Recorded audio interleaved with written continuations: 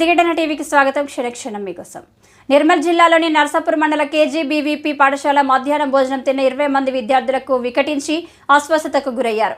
KGBV పాఠశాలలోని బుధవారం మధ్యాహ్నం భోజనం వికటించడంతో 20 మంది అస్వస్థతకు గురయ్యారు. అందులో నుండి 4 విద్యార్థులు సాయంత్రం వరకు కోలుకోపోవడంతో నిర్మల్ ప్రభుత్వ ఆసుపత్రి తరలించి చికిత్సలు నిర్వహిస్తున్నారు. ప్రభుత్వ ఆసుపత్రికి జిల్లా విద్యా అధికారులు, ఆయా పాఠశాల విద్యార్థిని తల్లిదండ్రులు హుటాహుటిన ఆసుపత్రి చేరుకున్నారు.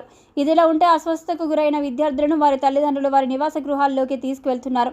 పలువురు విద్యార్థుల తల్లిదండ్రులు తెలిపిన వివరాల ప్రకారం నిర్మల్ జిల్లా నర్సాపూర్ జి మండల కేంద్రంలోని కేజీబీవీ పాఠశాలలో విద్యార్థులు మధ్యాహ్నం భోజనం తిన్న 20 మంది విద్యార్థులు అస్వస్థతకు గురయ్యారు. పాఠశాలలో 6వ తరగతి చదువుతున్న విద్యార్థులు భోజనం తిన్న తర్వాత యథావిధిగా క్లాసులకు హాజరయ్యారు. సాయంత్రం వాంతులు విరోచనలతో అస్వస్థతకు గురయ్యడంతో 15 మంది విద్యార్థులను నర్సాపూర్ జి మండల కేంద్రంలోని ప్రభుత్వ ఆసుపత్రికి తరలించి చికిత్స అందించగా మరో 5గురికి నిర్మల్ జిల్లా ఆసుపత్రికి తరలించి చికిత్సలు అందిస్తున్నారు. విద్యార్థులు అస్వస్థతకు గురైన విషయాన్ని తెలుసుకున్న విద్యార్థుల తల్లిదండ్రులు అస్వస్థత విషయం తమకు ఎందుకు తెలియజేయలేదని ఆగ్రహం వ్యక్తం చేశారు.